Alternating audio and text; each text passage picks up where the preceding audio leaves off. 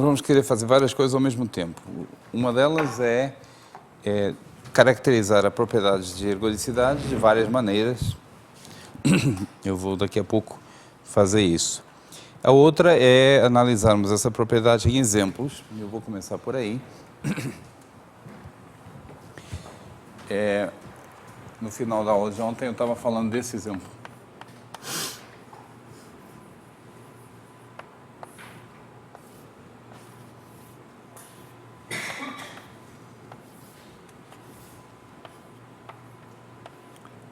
Ou, que é equivalente, você colapsa o 0 e o 1 no único ponto, você está falando aí de aplicação de S1 em S1, que a x associa 2x.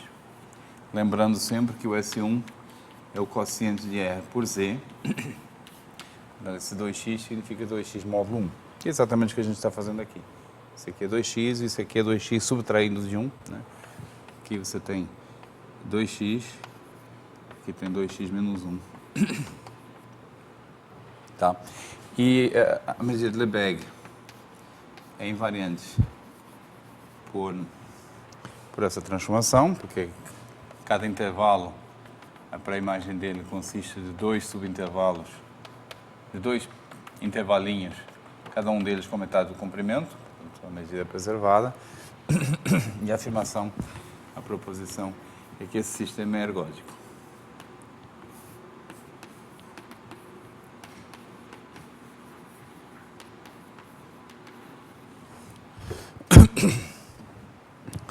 Então, como eu disse, é possível dar uma demonstração, não sei se vocês tentaram o exercício, é possível dar uma demonstração nessa linguagem aqui, usando a expansão de Fourier, é essencialmente a mesma prova que eu fiz ontem para o caso de uma rotação.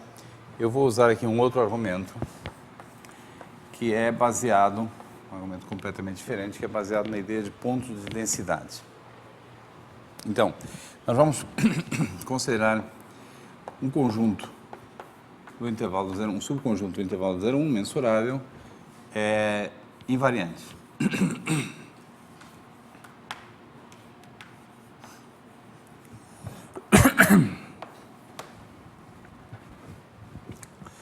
E vamos supor que esse conjunto tem medida positiva.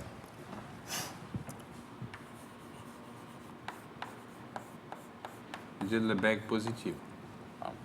Então, o objetivo é mostrar que, necessariamente, o conjunto tem medida 1. Tá?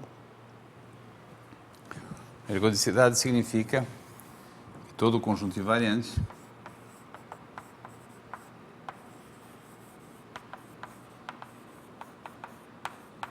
para todo conjunto invariante, a medida é 0 ou 1.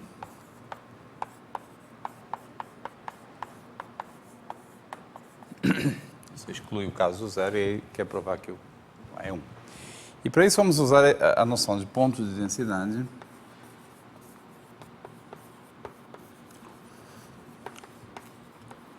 que é o seguinte. Você diz que A é ponto de densidade, que B pertencente a R é ponto de densidade. Aliás, eu vou aplicar esse teorema em R, mas a noção de ponto de densidade faz sentido em qualquer espaço métrico. Então, deixa eu... M, um espaço métrico. Mi, uma probabilidade boreliana.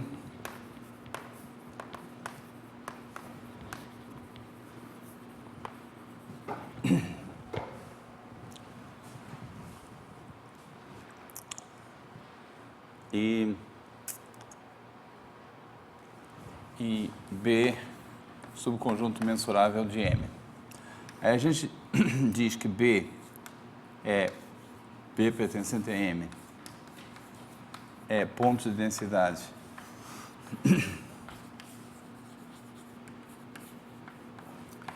de B relativamente à medida μ, C μ de... Deixa eu trocar o nome do conjunto para E.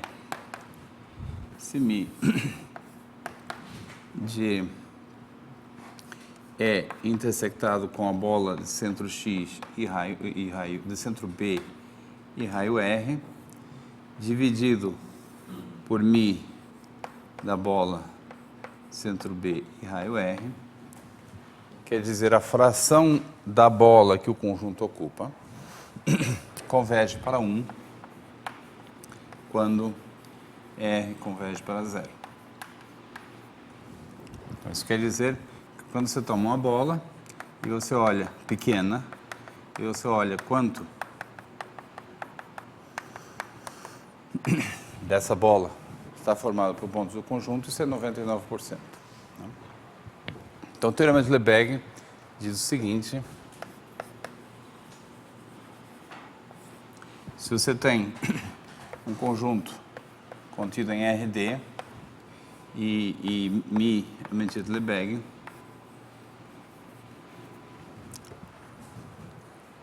então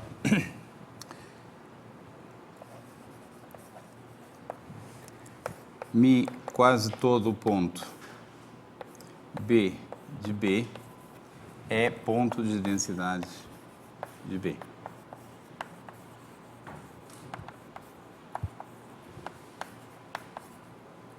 De E.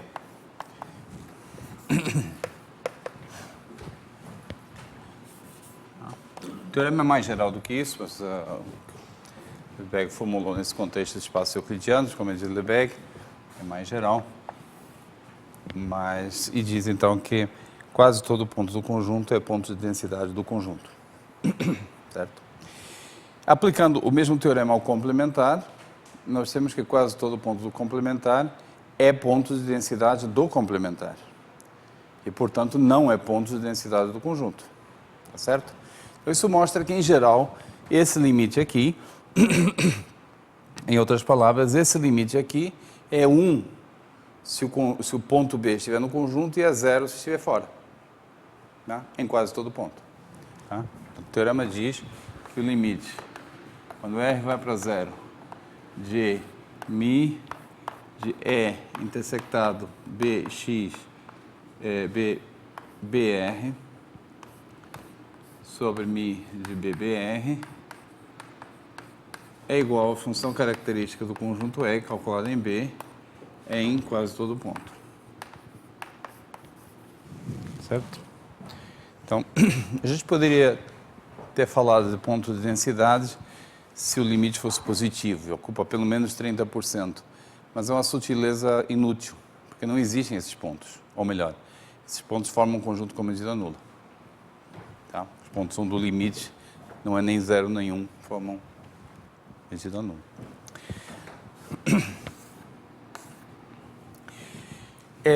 Duas ou três perguntas, dois ou três comentários. A definição de ponto de densidade usa a estrutura do espaço métrico, usa as bolas. É possível substituir bolas por outro tipo de vizinhanças? Depende. É possível, mas não por qualquer tipo de vizinhança. Então, podemos substituir bolas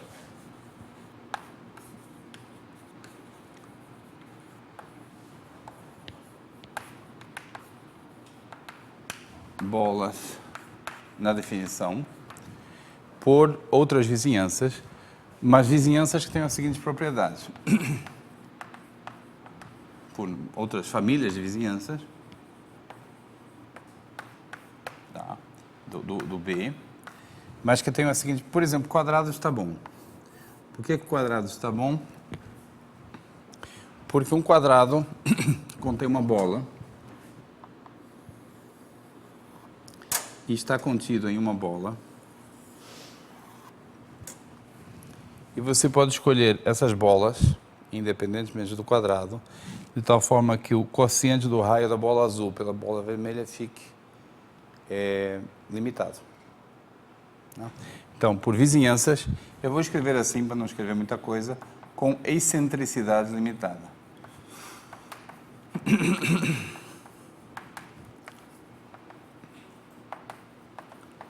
Definição de excentricidades, para esse efeito, ou excentricidade entre aspas, você pega a maior bola centrada no ponto que está contida no V, toma a menor que contém o V, e o raio entre elas deve ficar limitado.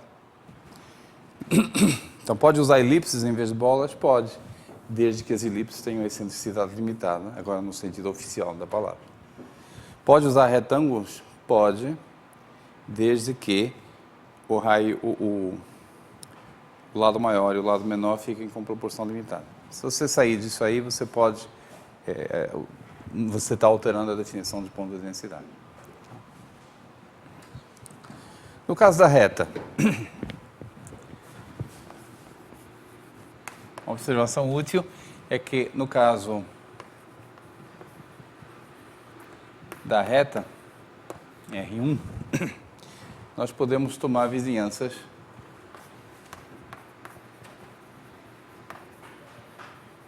no caso da reta é muito particular, podemos tomar vizinhanças que sejam intervalos V de B, qualquer intervalo contendo B.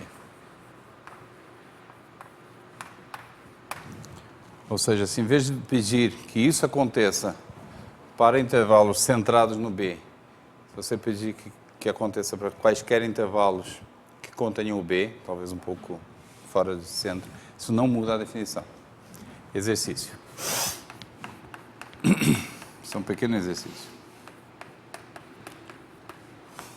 Tá. Então, isso aqui é uma breve aula de revisão de pontos de densidade e agora vamos aplicar isso ao nosso problema. Então, como o conjunto A invariante tem medida positiva, eu não disse, isso só tem graça se o conjunto tiver medida positiva, né? Porque μ_TP, quando o conjunto tem medida nula, não quer dizer nada. Como tem medida positiva, existe algum ponto de densidade. A priori, na definição de ponto de densidade, você não pede que o ponto pertença ao conjunto, mas você acaba concluindo que quase todo ponto do conjunto é ponto de densidade. Então, existe A, ponto de densidade.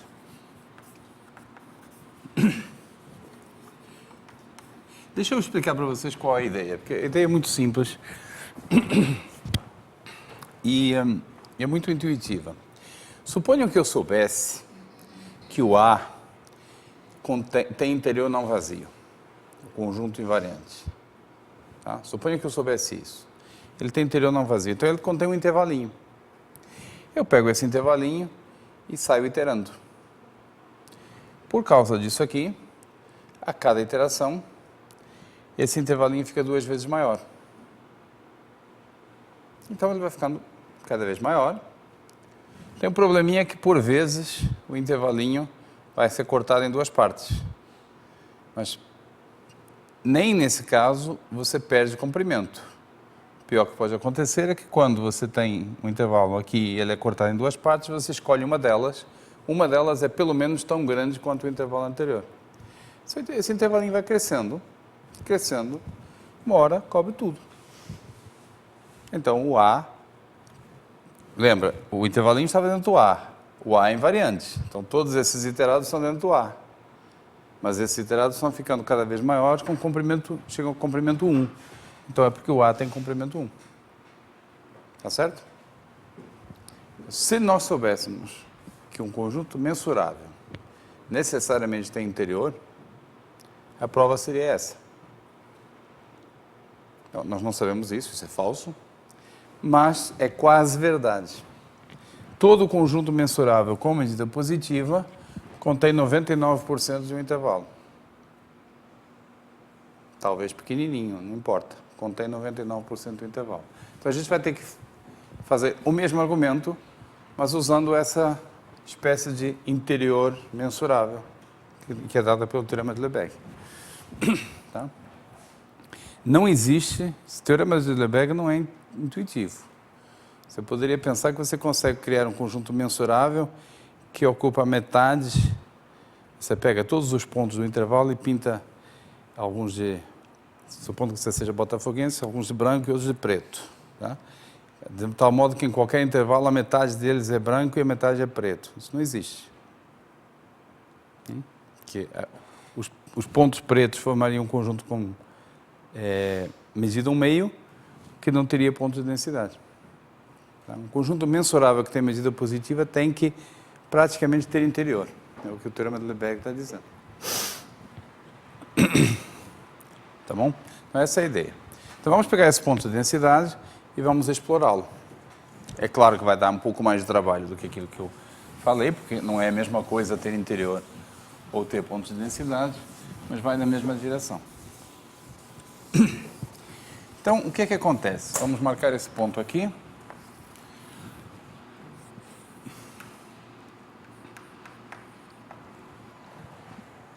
Eu quero usar essa ideia de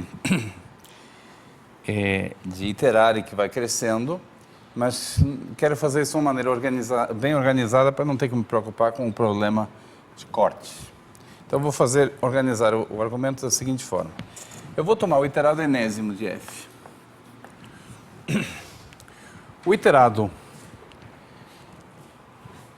O primeiro iterado tem esse gráfico com declive 2.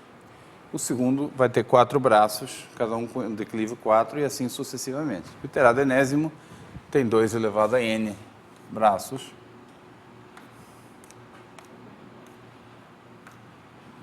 Assim.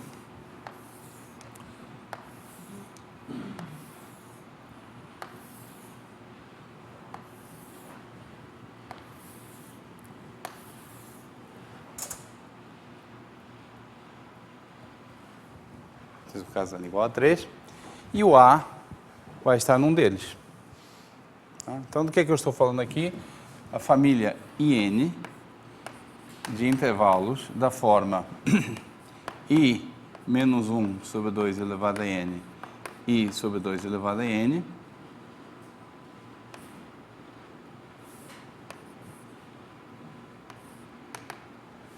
com I desde 1 até 2 elevado a N. Isso é uma partição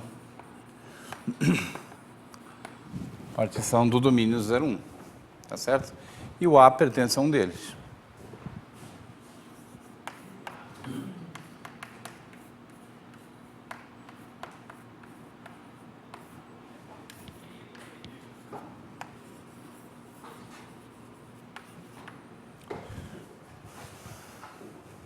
Espertamente, eu aqui fechei o intervalo para que ficasse, para cobrir todo mundo, mas aqui na hora de colocar o A, eu digo que eu posso supor que o A pertence a algum deles. A algum I no aberto, né? No intervalo aberto.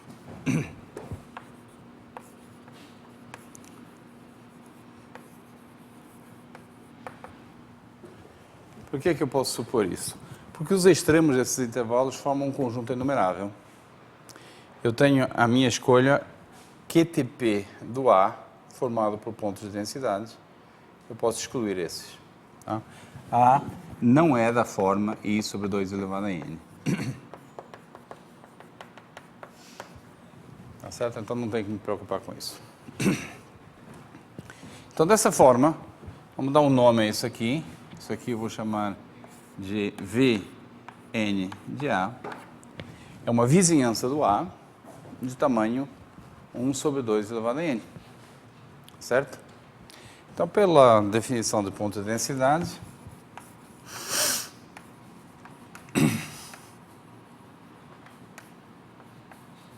a medida do A, interseção esse Vn de A, dividida pelo comprimento do Vn de A, converge para 1 quando n vai para o infinito.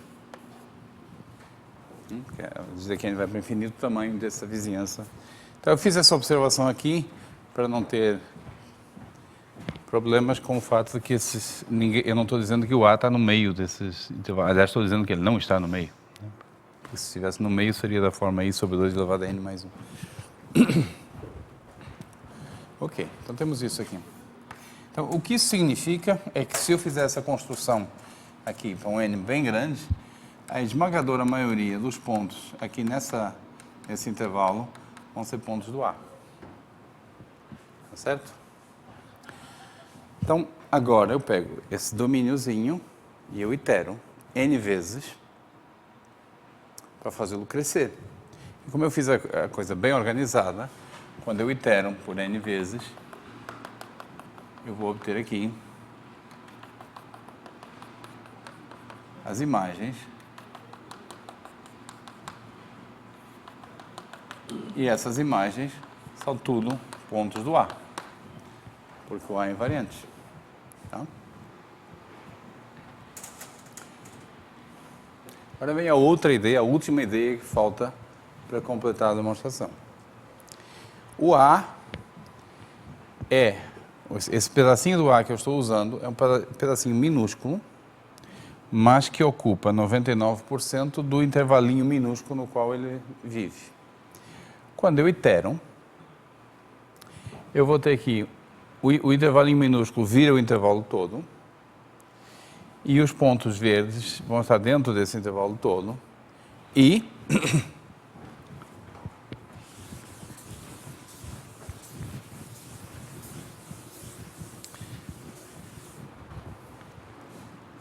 mi de Fn de A interseção Vn de A sobre mi de Fn de Vn de A. Então, eu estou comparando a medida desses pontos verdes com a medida do intervalo todo.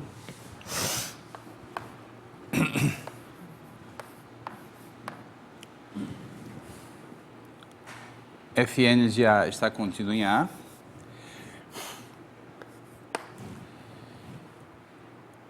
Fn nessa vizinhança é uma bijeção, é injetiva, portanto se comporta bem com relação à interseção. A imagem do Vn de A é o intervalo 0, 1 todo, talvez aberto, não importa muito. Então isso aqui é a medida do 0, 1. Tá? Tá certo? Fn é injetivo em cima do Vn de A. Então eu posso tomar que a imagem da interseção é a interseção das imagens, por injetividade.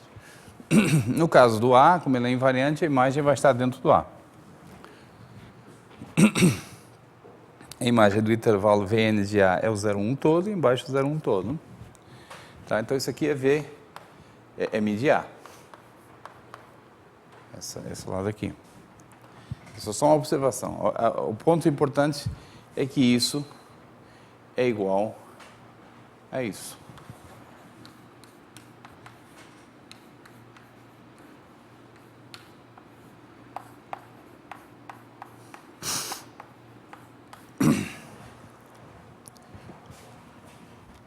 Então, o que é que eu estou dizendo?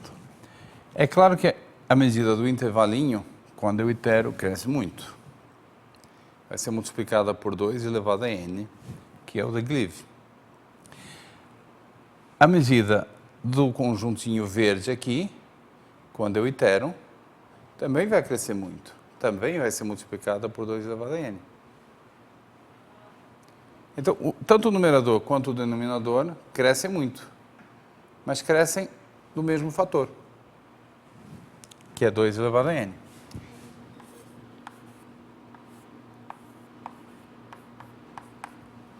E esse fator cancela.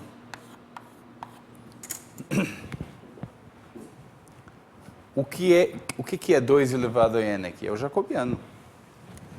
Quando você pega um conjunto e olha a imagem dele por um diffeomorfismo, você sabe como é que varia o volume. Você tem que integrar o jacobiano, tá certo? É forma de mudança de variável. Nesse caso que o jacobiano é constante, você está multiplicando por 2 elevado a n. Então acontece a seguinte coisa fantástica, embora qualquer dos conjuntos, ao iterar para frente, fique com medida diferente, o quociente não é alterado. Isso tem um nome, a gente diz que não existe distorção.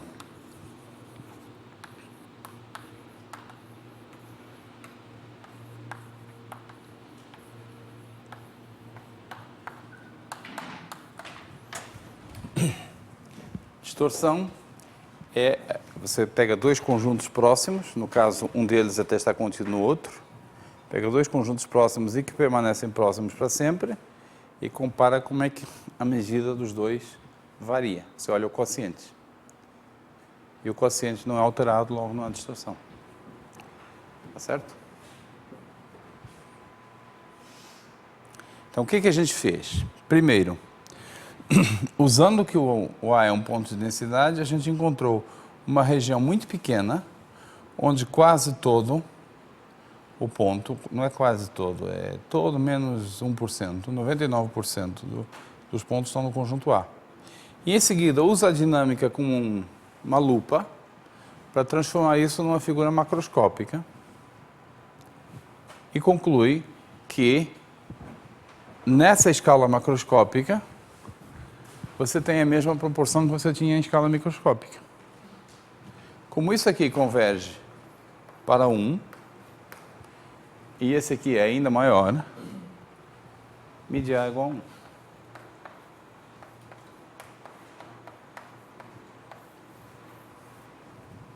Tá certo?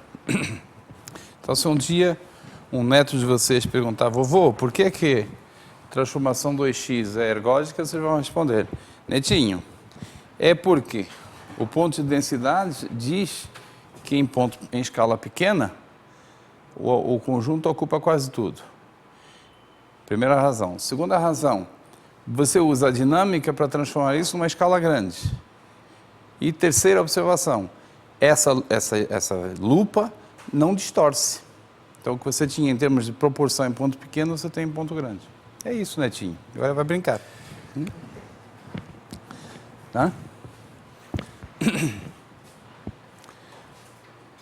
Esse argumento, além de ser muito geométrico, é muito útil, porque, embora seja raro encontrar transformações que não têm distorção, é frequente encontrar transformações que têm distorção limitada. E aí você consegue fazer o mesmo argumento. Tá? O fato de não ter distorção, evidentemente, tem que ver com o fato de que o jacobiano é constante, de que o declive é sempre o mesmo. Tá? Mas isso é muito particular, mas em muitas outras situações você consegue fazer esse tipo de argumento, mesmo havendo alguma distorção, desde que ela seja limitada. Eu vou enunciar só um exemplo, que está feito com todo detalhe aí nas notas, que é a transformação de Gauss. E eu vou dizer por que é que o mesmo método, com um pouco mais de trabalho, funciona também no caso da transformação de Gauss. Tá? Então, a transformação de Gauss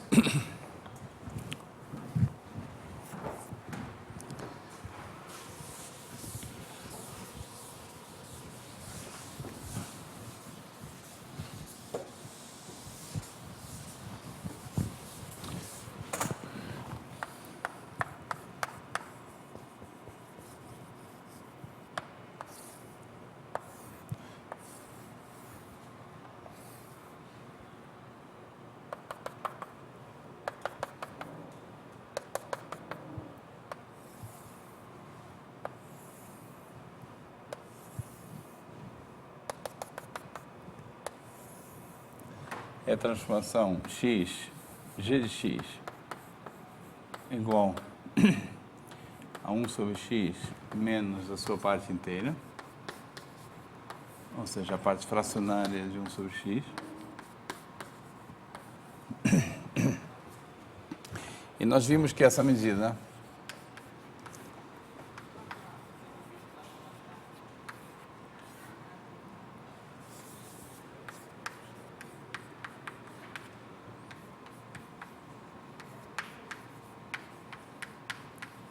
é invariante, é probabilidade invariante.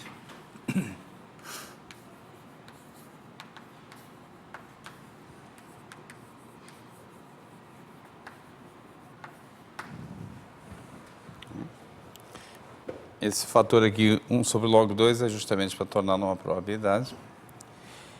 E a proposição é que esse sistema é ergódico.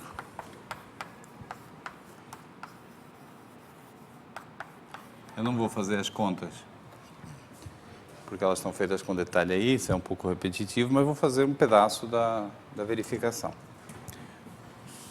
Um pedaço conceitual.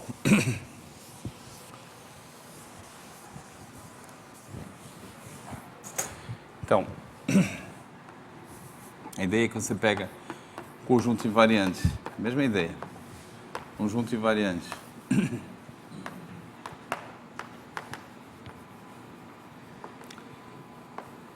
Com medida positiva. Essa medida, como a gente observou, é equivalente à medida de Lebesgue. Tá? Então, tudo que eu disse antes se aplica a ela também. E você considera um ponto de densidade.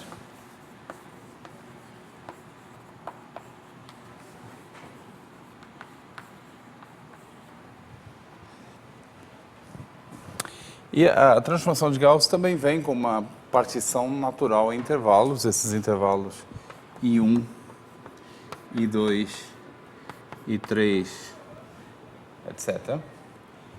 E você pode iterar essa partição. Você pode fazer o gráfico da G2. Eu não vou tentar fazer isso em público aqui na aula, mas vocês podem fazer o gráfico da G2. Ela vai ter vai ser formada por braços, uma partição infinita em intervalos, cada intervalo enviado subjetivamente no G2, no intervalo no 0, 1 todo. Tá? Então, eu vou chamar I essa partição e vou chamar IN os seus iterados. Então, o IN é formado por interseção de algum IK0 pela pré-imagem de um IK1 até G menos K mais 1, menos N mais 1, de IKN menos 1. Família de tudo isso aqui. Você vai particionar dependendo de em qual ponto, em qual intervalo o X está, em qual a sua imagem está, em qual a segunda imagem, etc. estão, e isso dá para você essa família. Tá? Então, dado A, você pode tomar o elemento IN, vamos chamar IN de A, é o elemento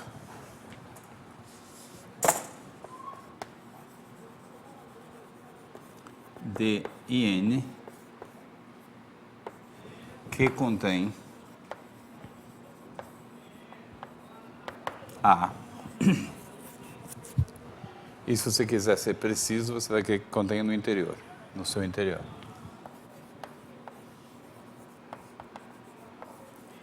Bom, e por que o A não está num bordo? Porque você pode escolher um ponto de densidade que não seja nenhum ponto do bordo desses intervalos, que são uma família inumerável.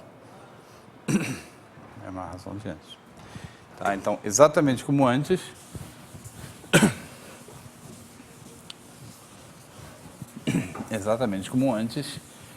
μ de A interseção IN de A sobre μ de IN de A converge para 1 quando N vai para o infinito.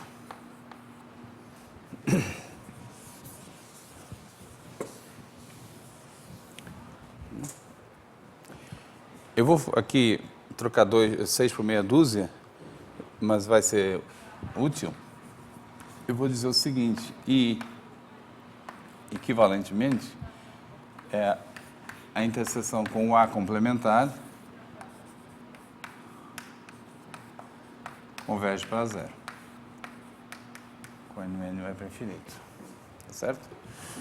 Então, a figura é muito parecida.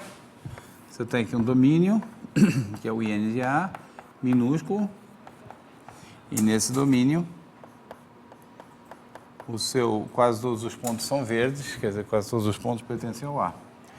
Quando você olha o gráfico da GN, esse intervalo é enviado no 0, 1 todo.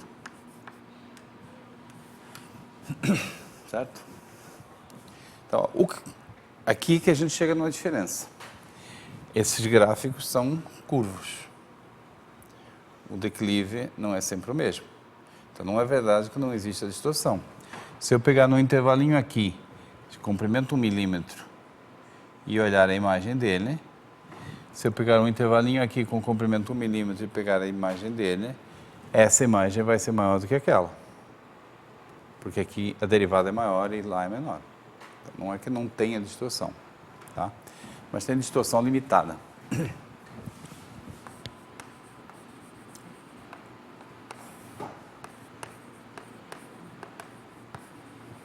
Esse lema está aprovado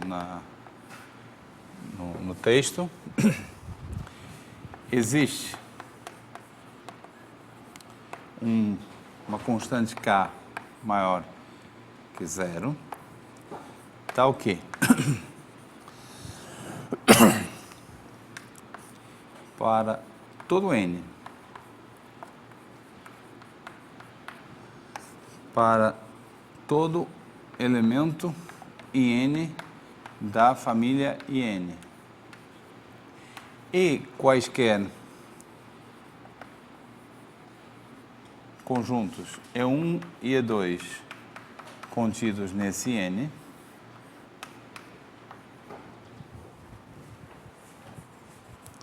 Mi da imagem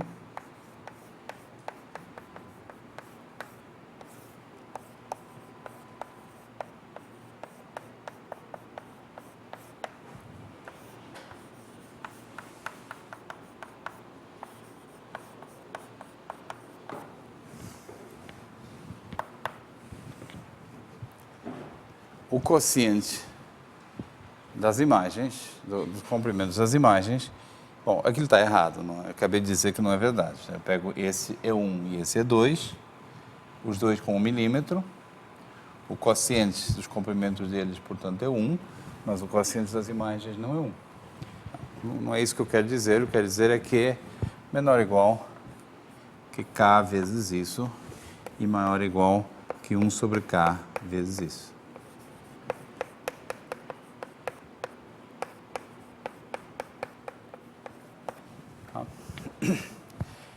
Então, você pode distorcer, sim, mas o quanto você pode distorcer está limitado pela constante K.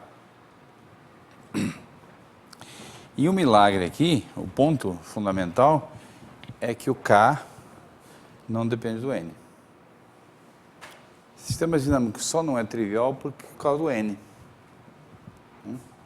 Porque você pega uma transformação, sai iterando, você tem toda uma família de transformações infinita, não compacta. Tá? Então, esse é o problema, essa é a dificuldade dos sistemas dinâmicos. Aqui nós temos o milagre de que temos uma estimativa que vale para todos os iterados, o F, com uma constante que não depende do iterado que você está tomando. Tá? Então, esse é o grande pulo do gato do lema de distorção limitada. Tá? Então, isso aqui é uma conta, a prova em si mesmo é interessante, mas não é nada do outro mundo. O que é do outro mundo, sim, é existir esse enunciado. Porque uma vez que você tem esse enunciado, a prova da proposição, a prova da ergodicidade é essencialmente a mesma do caso anterior. Eu vou terminar, só vou omitir a demonstração desse lema. Como é que é a demonstração? Bom, você toma as imagens,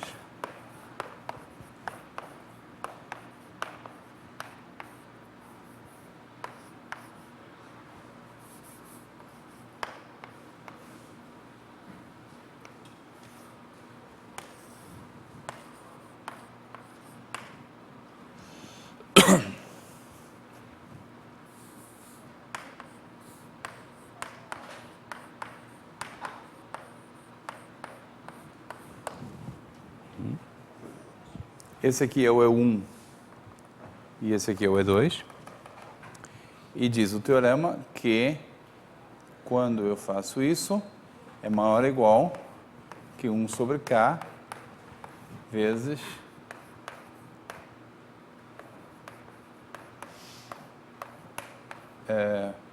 Bom, o teorema diz isso, mas não é isso que eu quero.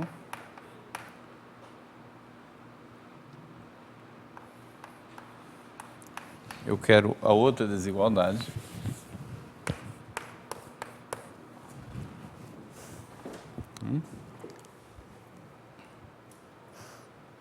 Tá certo? E agora observem que isso vai para zero.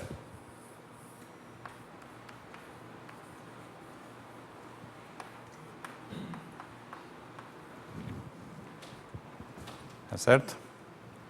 Multiplicar por uma constante, continua indo para zero. Agora vamos para cá. O que é isso? A essa altura eu mudei a notação, esse meu f é o g. O que é isso? O denominador é simples. Todos esses intervalos são enviados pelo Gn no intervalo todo. Então, o denominador é 0,1.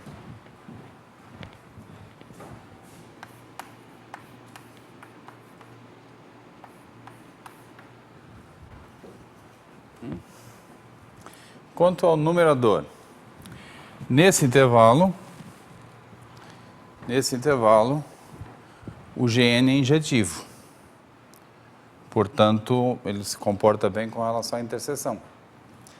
Então, você tem Gn do In de A, que é 0,1, interseção Gn do A complementar. O A é invariante. Se você tem um ponto X em A, a imagem dele também está. Mas se um conjunto é invariante, o complementar também é. Porque o conjunto ser invariante é dizer o ponto está em A se e somente se a sua imagem está em A. Essa propriedade pode ser repetida da seguinte forma: se um ponto não está em A, se e somente se a sua imagem não está em A. Portanto, o A também é invariante. E, portanto, isso aqui, a imagem do AC está dentro do AC. Então, pelo menos, maior ou igual.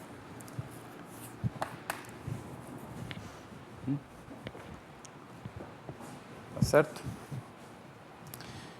Juntando isso tudo, eu concluo que μ de AC é menor ou igual que K vezes uma sequência que vai para zero. Logo, μ de AC é igual a zero.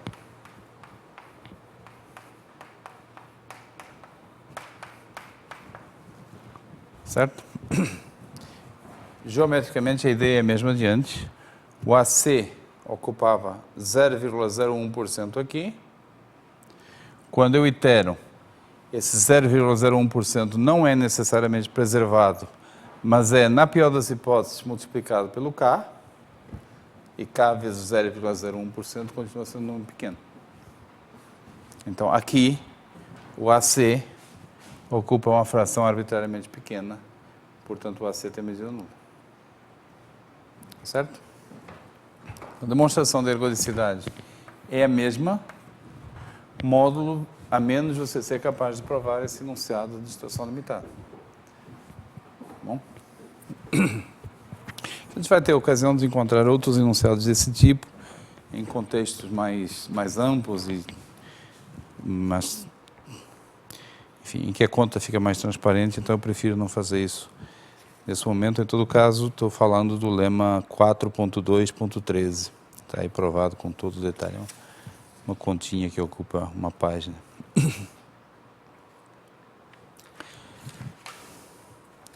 Tá certo? Então, a essa altura, a gente tem o seguinte. Deixa eu fazer uma pausa aqui.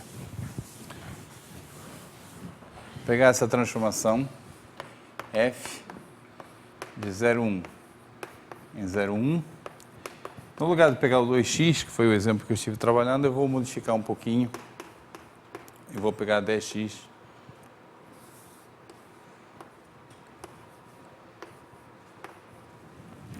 Parte fracionária de 10x. E também essa transformação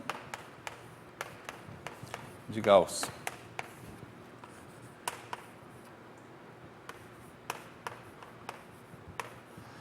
Então aqui eu tomo Lebesgue,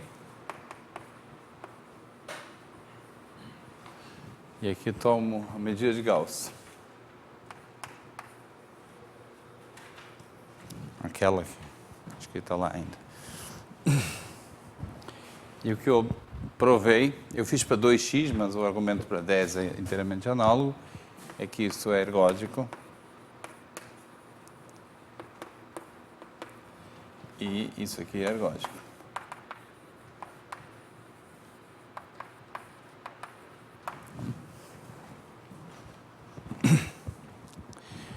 Então, o teorema de Birkhoff me diz o seguinte: dado os dois casos, eu vou usar a letra F aqui também, senão eu vou me confundir, vou complicar.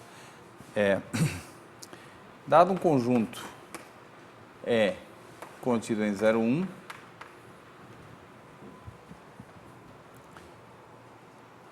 e quase todo ponto x em M,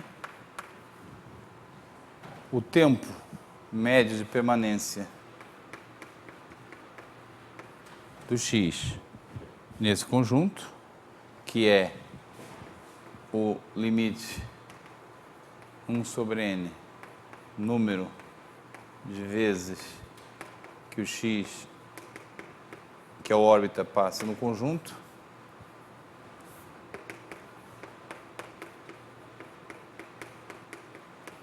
isso aqui existe e é igual a μ do conjunto. A existência é o teorema de Birkhoff e o fato de ser igual a μ do conjunto é a ergodicidade. Certo? Esse enunciado vale para os dois casos.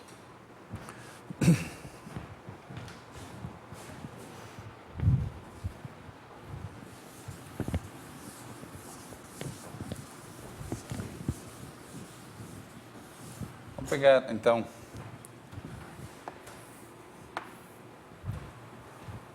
para a expansão decimal,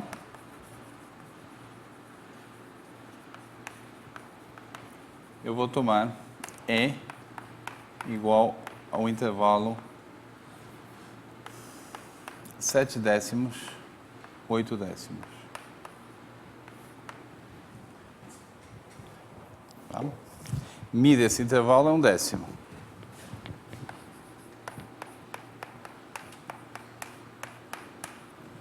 Então a gente está dizendo que tal é x é igual a 1 sobre 10 para quase todo, para Lebesgue, quase todo ponto x do intervalo 0,1.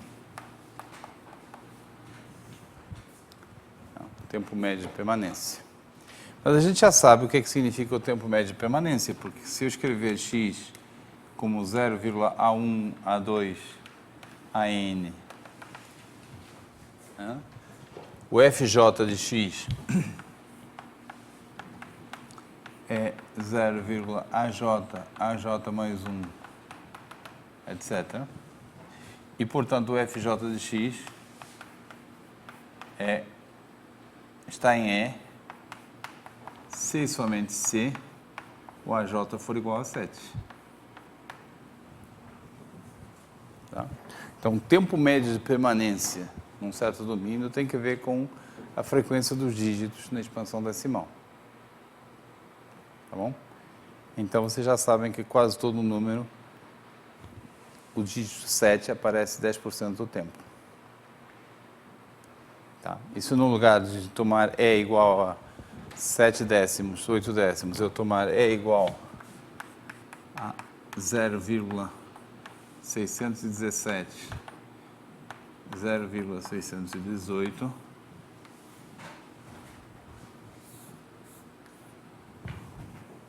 aí o tempo médio de permanência está medindo a frequência do bloquinho 617 na expansão decimal do x. Então, aí, FJ de x está em E, C somente C, AJ igual a 6, AJ mais 1 igual a 1 e AJ mais 2 igual a 7. Tá certo? Isso já tinha sido comentado, mas O momento em que a gente tem a demonstração é esse aqui, quando ficamos sabendo que a expansão decimal é ergódica. E analogamente para Gauss,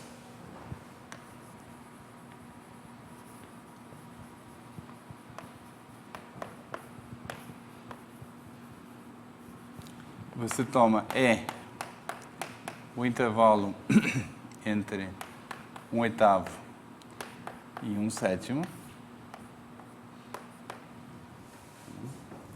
Você escreve x em expansão em fração contínua.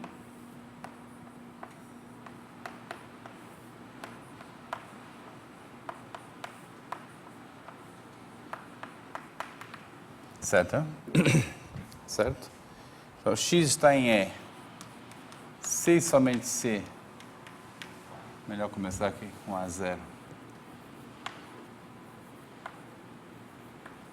Se o A0 é 1/7, é 7. FJ de x está em E. C e somente C. AJ é igual a 7. Porque o efeito da transformação de Gauss nessa expansão é fazer um deslocamento. Você passa o A1 para cá, o A2 para cá, o A3 para cá, etc. Tá? E então, o tempo médio de permanência. O tempo médio de permanência é a frequência do inteiro, que não é um dígito não, é um inteiro, poderia ser maior que 9, do inteiro 7 na expansão, é igual ao tempo médio de permanência, o qual, por ergodicidade, é igual a μ do E, o qual é igual a 1 sobre o logaritmo de 2, integral entre 1/7, 1/8 e 1/7 da função dx sobre 1 mais x. No livro está feita a conta de quanto que dá essa integral. Dá um número que você não poderia prever a priori, né? Que diz que é a frequência do inteiro 7 na expansão e fração contínua de qualquer número, quase todo número. Tá bom?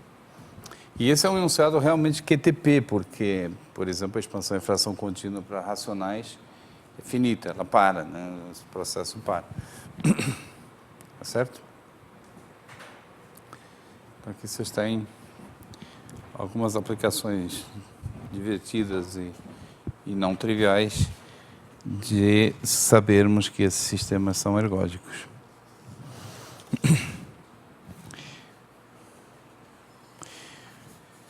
Bom, ainda tem várias coisas que eu quero falar sobre ergodicidade, mas para mudar um pouco de... Fazemos um sanduíche. Vamos enunciar aqui uma proposição que dá uma maneira bastante diferente de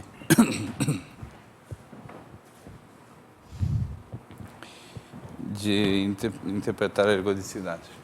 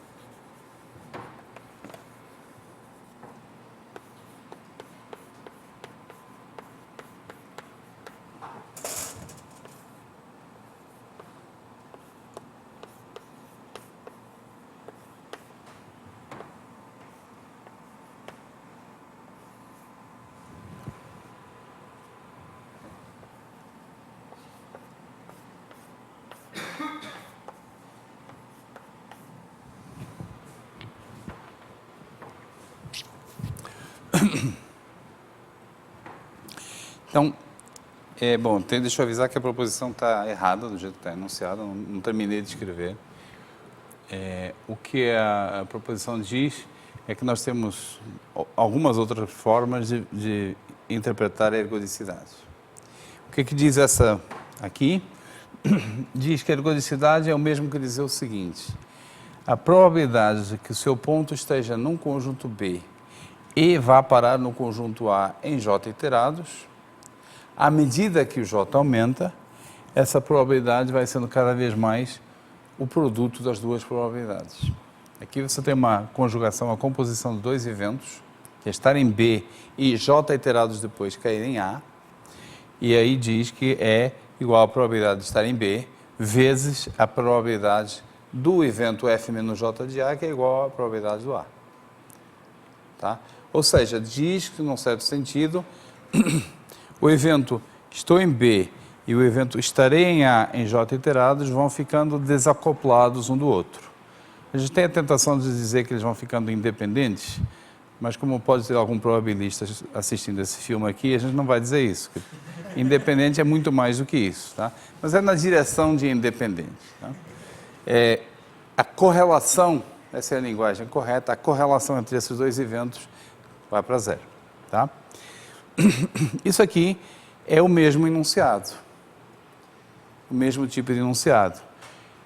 A relação é que, se você tomar φ, a função característica do A, e psi, a função característica do B, isso dá isso aqui.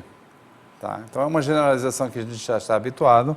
Você passa daqui para cá tomando funções características e passa da cá para aqui usando a passagem de funções características, funções simples, etc.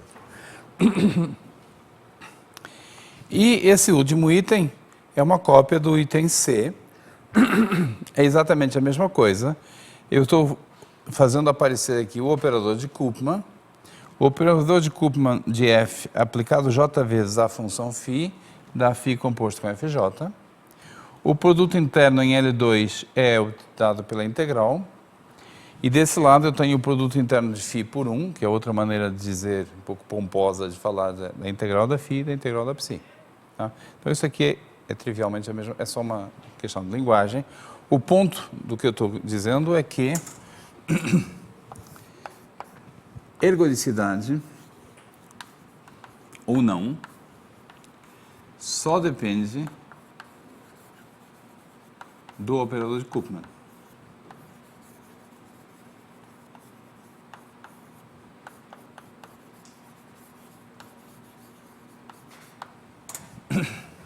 Ao longo do curso a gente vai introduzir várias propriedades e algumas delas são do seguinte tipo, a gente chama de propriedades espectrais, aquelas que podem ser caracterizadas só olhando o operador de Koopman. Qual é a utilidade disso? É que se você souber que você tem dois sistemas com o mesmo operador de Koopman, ou com operadores de Koopman isomorfos, então se um é ergódico, o outro também é. Tá? Nem todas as propriedades são desse tipo, mas a ergodicidade, que é a primeira que a gente está vendo, é desse tipo. Então, essa observação só vai ser interessante quando nós tivermos mais propriedades, para brincar um pouco com a noção, mas eu estou dizendo que ergodicidade é uma propriedade espectral. Se você, com o operador de Koopman, você caracteriza se vale a ergodicidade ou não. Certo? Bom, essas três propriedades B, C e D que eu escrevi aí existem, são interessantes, mas não são ergodicidades. A ergodicidade é um pouco mais fraca. Essa aqui a gente vai ver mais na frente. A ergodicidade não é equivalente a essa convergência, é equivalente à convergência Cesaro.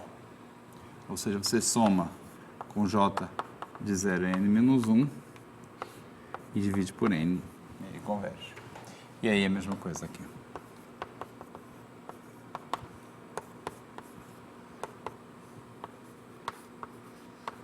A convergência que eu escrevi antes, simples, se chama propriedade de ser misturador. É um dos temas que a gente vai ver em seguida. Em todo caso, com essa formulação fica um pouco menos transparente, é evidente, mas não deixa de ser, de mostrar que a ergodicidade também é mais um ângulo, mais um ponto de vista da ergodicidade. Também é uma propriedade de perda de memória no sistema. O sistema vai esquecendo o fato de que começou em B, ao fim de bastante tempo, isso já não influencia em nada se você está em A ou não. Tá? Você começar com trajetórias que começaram aqui, depois para um J muito grande, não vai, essa informação, se você vê que você começou aqui, não vai ajudar para saber se a trajetória está lá ou lá. Tá? Em termos de configuração, no espaço das configurações.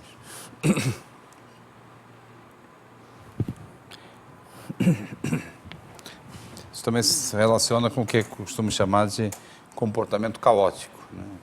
Você começa numa região muito pequena e depois você não está espalhado, e já está espalhado no sistema todo. Então, vamos à demonstração.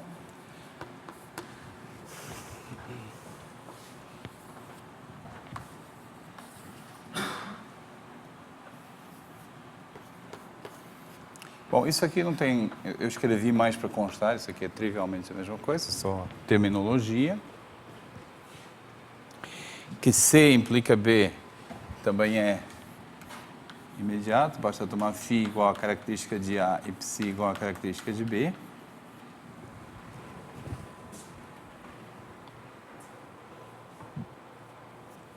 Depois o quê? Que B implica A.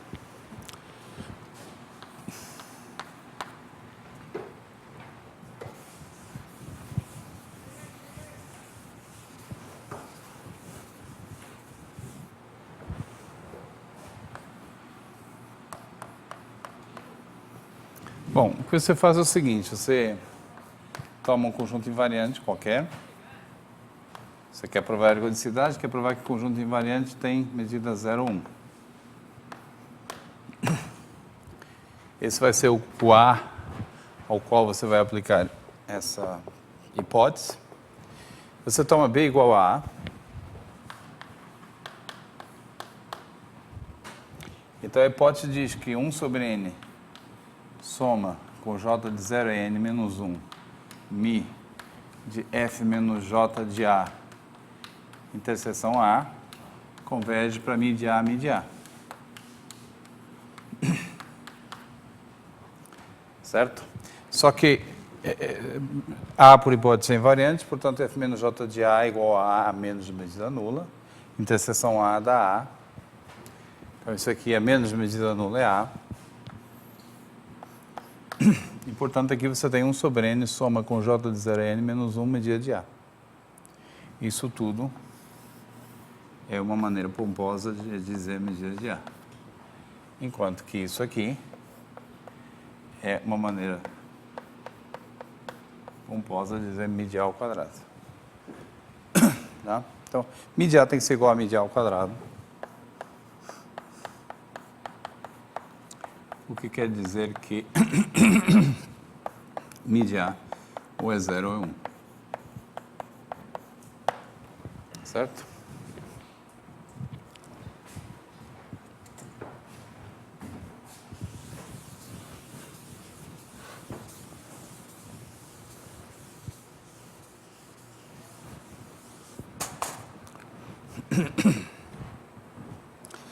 Certo, agora eu vou talvez provar que A implica C.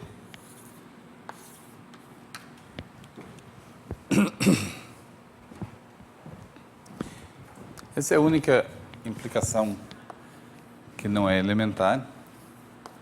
Não quer dizer que seja longa, mas ela depende de um teorema importante, que é o teorema de Birkhoff. A gente considera φ e ψ quaisquer em L2 e, pelo teorema de Birkhoff,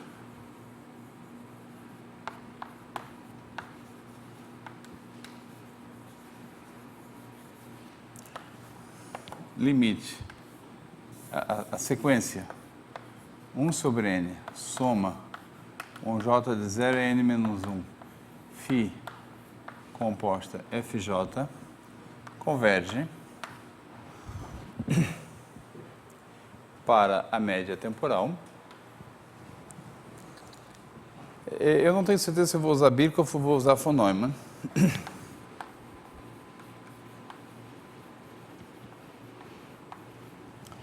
Eu quero que convirja em L2 para a FTIL. Acho que não é Birkhoff, não. Acho que é só o von Neumann. Só convergência em L2. Tá certo? Agora, eu também estou supondo que a transformação é ergódica. Portanto, esse FTIL é a função constante integral φ de μ. Certo? Então, se essa sequência converge para aquele vetor constante em L2, se eu fizer o produto interno por outra função, vai convergir também. Então, logo, 1 sobre n soma com j de 0 em n menos 1, φ composta fj, produto interno psi, converge, agora é uma convergência em R, para φ de μ, produto interno psi.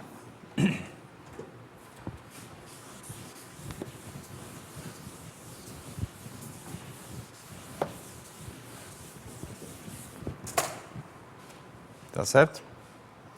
Bom, mas isso é o mesmo que dizer que 1 sobre n soma com j de 0 em n menos 1, φ composta com fj. Produto interno é integral, né? Converge para o produto interno dessa função constante por essa aqui. Isso é integral φ de μ, integral psi de μ. Que é o que a gente queria provar. Tá? E também fica claro por que é que aparece Cesaro na expressão. Isso é herdado do teorema ergódico. Então,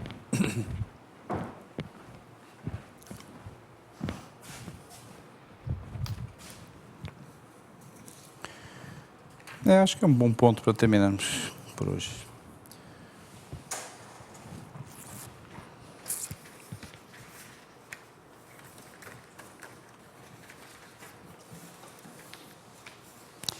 Então, na próxima aula, a previsão é que teremos aula na próxima semana, na terça-feira, mas não na quinta e não na sexta.